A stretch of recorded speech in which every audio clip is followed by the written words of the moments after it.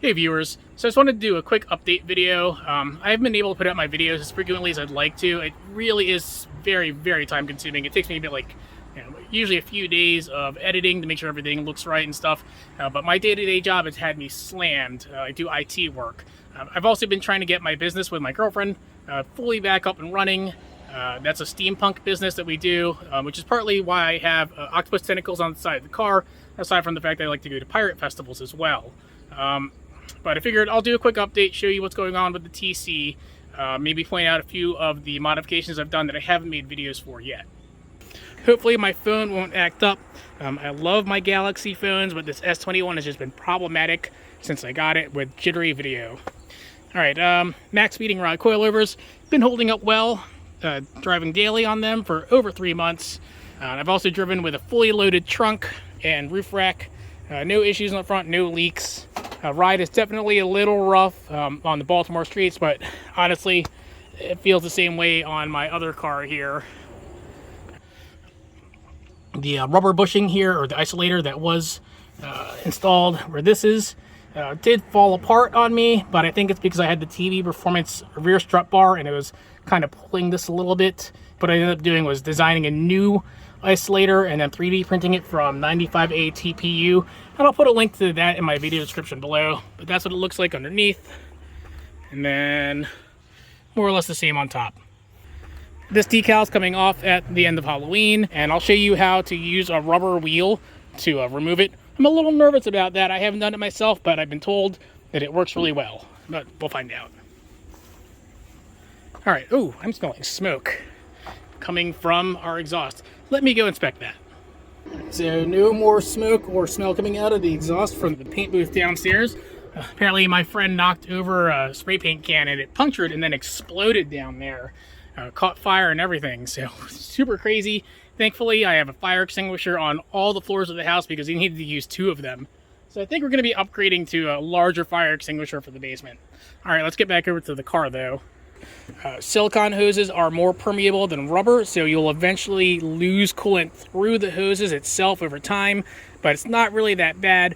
You may open up the hood after a long drive and smell coolant. That's pretty normal. Just check your levels to make sure that they're not dropping too fast. If they're dropping pretty fast, then you probably have a leak somewhere, but if it's dropping slowly, it's because it's just seeping through the silicone itself. So I usually have to top this off every 1 or 2 months, but it's not really that bad. I check this at every gas fill up, so if you do that as a normal thing when you put gas in the car, you won't have to worry about it, but it is something to keep in mind. I also did replace the zip ties here with this 3D printed part. It's made of ASA filament, so it actually holds up to the heat here, and I'll put a link to that in my video description below. Header.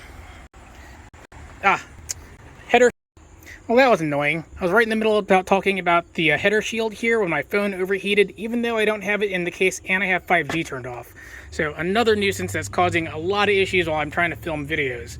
Anyway, so it does reduce the temperatures inside the engine bay significantly without voiding any warranty. Now, Desod no longer exists, but I did talk to Chris at one point in time about doing something like this on here, and he said it wouldn't have voided the warranty. And the reason for that is that the back side is open. So the reason why you don't want to wrap your headers is because you trap the heat in there, and when you park the car, there's nowhere for the heat to dissipate, and it causes fatigue on the metal itself. So as long as you have the back side open, it's fine. So, but the front side here being shielded like this keeps this nice and cool. Let's see, what else? My intake system, no problems whatsoever, despite all the rainy weather that we're having. I know I've had some people probably look at this and say, you're going to hydro-lock with your intake being right here. But honestly, as long as you don't submerge the car by like driving into a flooded road, you're going to be okay. My phone keeps messing up on me, so I'm just going to try to cut this video short. Let's see.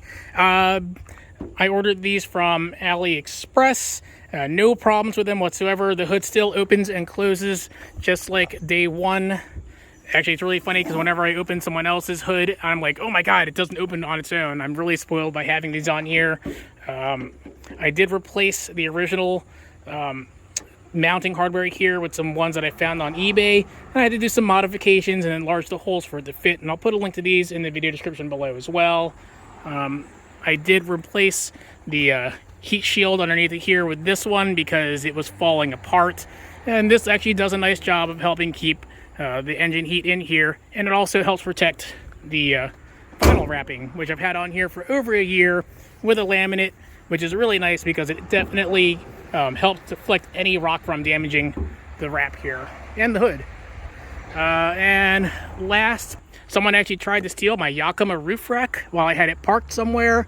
They tried to slide it forward and off so you can see where it's scratched here, and then they pushed it back, and I could tell it because the rubber here was like sticking out on the side. But fortunately, because I have locks on here, they weren't able to take it off. I'm sure they would have been able to if they really wanted it, but if you have a Yakima roof rack on your TC, make sure you have locks at a minimum, and if you're going to be parking somewhere kind of shady, take them off. I really hope my videos have been helping you guys out. I really wish I could put them out as frequently as I used to, but obviously life has just been crazy. I will answer any questions that you have down below, and I will also, if you message me on Facebook or Instagram, I'll chat with you there as well, and even do some video chats if I have the time. Now, if you do pose up a question and I don't answer it, I'm not ignoring you. I've either missed it, or I'm just making sure I have the correct information before I give you a response. But please feel free to reach out if you have any questions or any problems. I'm always here to try to help you guys out as much as I can. It is really hard to make videos for these cars because there is no Haynes manual, which is basically what I would do before in my other cars. I'd get a nice Haynes or a Chilton's manual, and I'd have everything there, but they just seem to skip over doing that for this car.